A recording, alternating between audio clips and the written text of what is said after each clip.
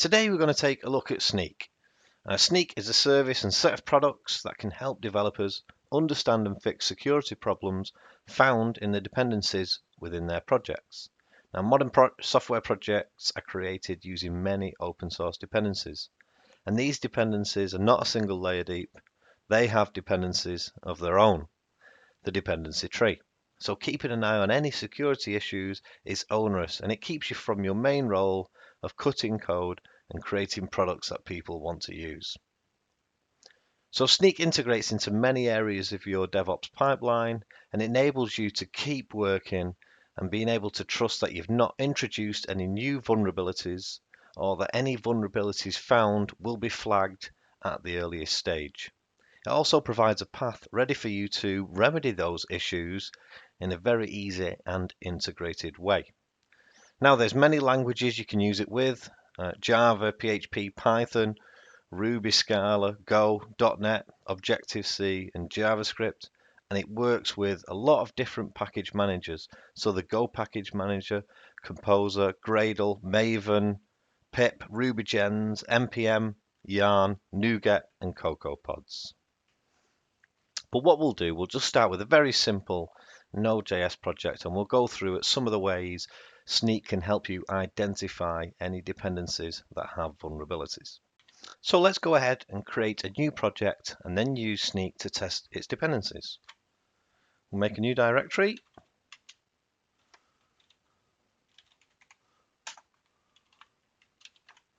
Go into that directory and then we'll initialize a Git repository. And then we'll initialize npm.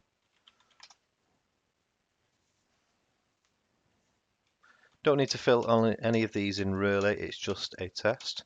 I normally would. Excellent. Okay, so what we'll do, we'll just install some package first that we know will be fine. We'll install the latest version of Express. And we'll save it to the package.json file. Now what that will do, it will install Express and all its subdependencies. I'm assuming here that this package will be up to date with no errors. It will then save that file to the package.json. Okay, so Express has been installed, and what we can do now, because we've already got Snyk installed, is run a Snyk test immediately. Now I've already installed the package globally and authenticated it. You would have to do this first, but again, a very easy task. So what we've done, we've looked at the 50 dependencies that we've got because we've installed Express, and we've got no problems found at all. So we're now quite happy that that project has got no problems with it. So what I'm going to do, I'm going to commit that to GitHub now. So add all files. Okay.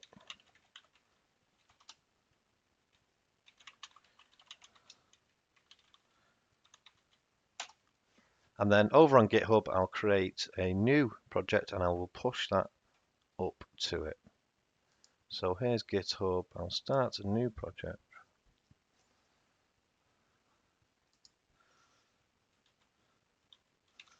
Snyk test public, create that repository. So what we can then do is push that up. So we want to add this as our remote. Let me just copy this.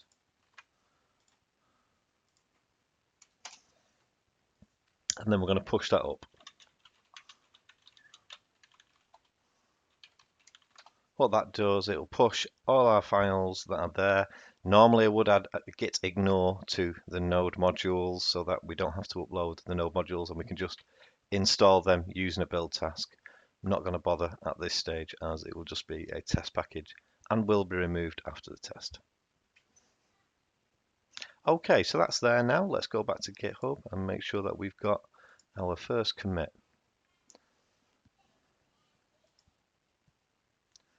It may take a few seconds to appear.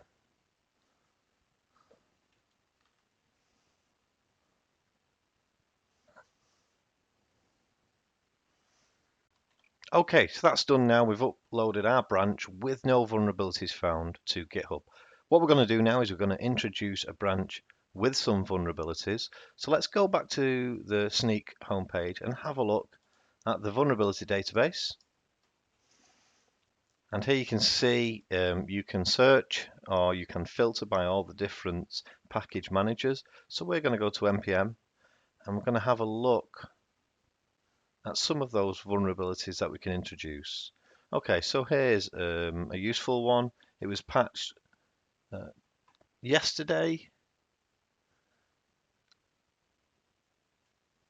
No, it's patched on the 27th of January.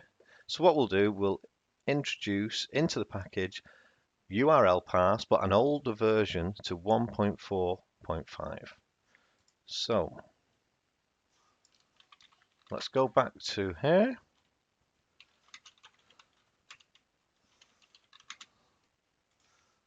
And we'll paste that in. And then we'll do 1.4.4. So now we know this is older than when the fix was patched. So once that's installed, we should be able to run Snyk test and see that error actually in our console.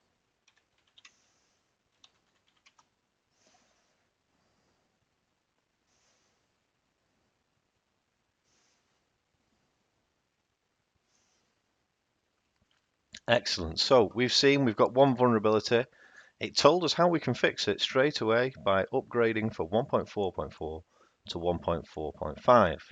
So if you were developing on your branch, you'd immediately see this vulnerability was introduced, and you wouldn't try to then merge that up to the main piece of code without fixing it.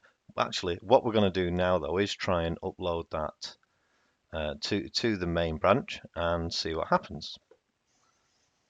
So we're going to add.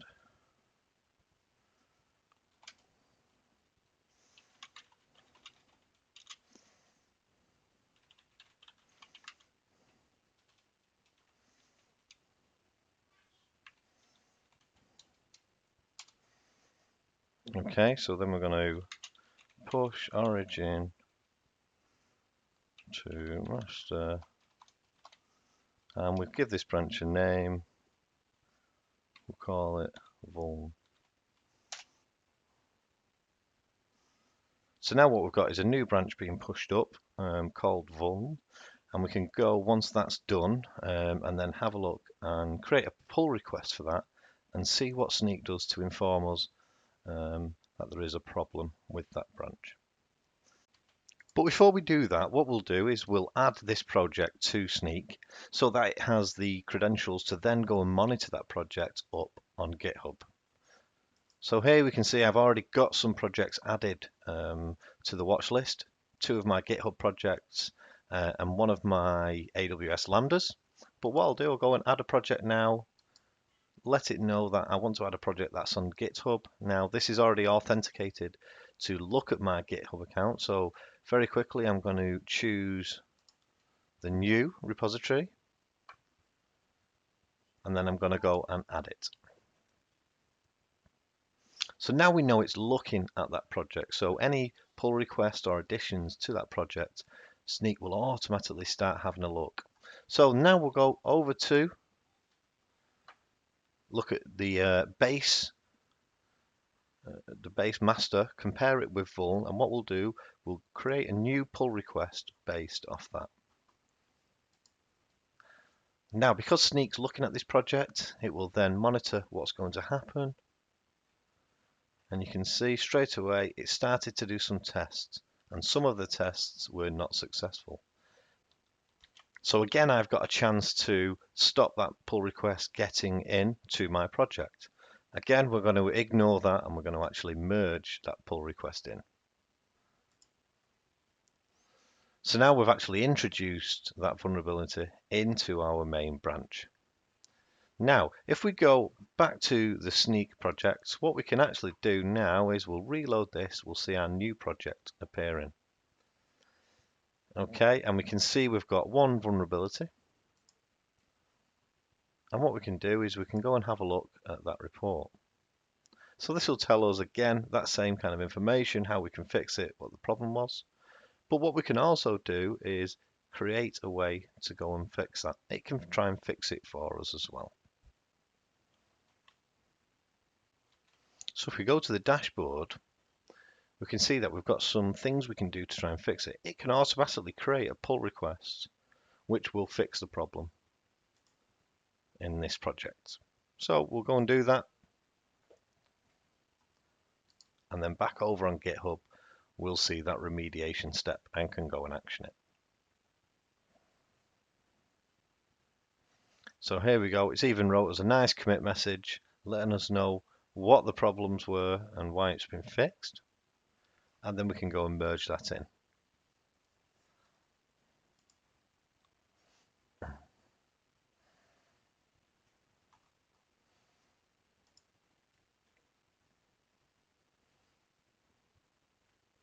Fantastic. So even though we circumvented initially finding the problem when we introduced the package, when we were coding, and then pushing it up on the branch, we found the problem, and then merging it in, we also found the problem. Snyk also give us a way to actually automatically fix that problem again. So if we then go back to the project,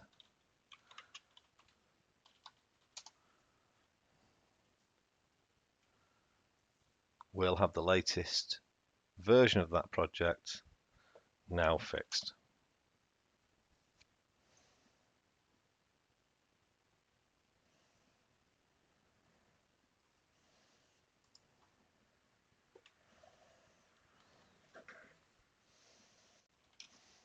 Obvious mistake there. Obviously, this branch is naturally tracking a remote branch, so I have to pull